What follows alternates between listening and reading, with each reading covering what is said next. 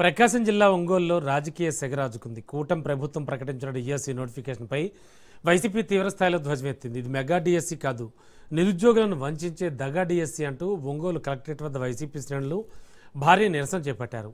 ప్లకార్డులు ప్రదర్శిస్తూ ప్రభుత్వానికి వ్యతిరేకంగా నినాదాలు చేశారు. ప్రభుత్వం ప్రకటించిన 16,347 టీచర్ పోస్టులతో విడుదలైన మెగా డిఎస్సి నోటిఫికేషన్పై రాజకీయ విమర్శలు సాగాయి.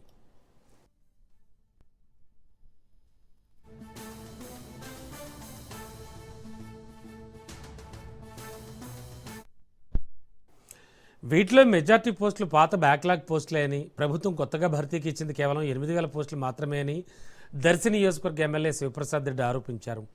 టెట్ డిఎస్సి పరీక్షల నిర్వహణలో స్పష్టత లేకపోవడం, వయోపరిమితి పెంచకపోవడంతో 5 ఏళ్లుగా ఎదురుచూస్తున్న అభ్యర్థులు తీవ్రంగా నష్టపోతున్నారని మండిపడ్డారు. వెంటనే ఈ నోటిఫికేషన్ను సవరించి కనీసం 25,000 పోస్టులతో కొత్త నోటిఫికేషన్ విడుదల చేయాలని YCP MLA Shivaprasad Reddy demand చేశారు.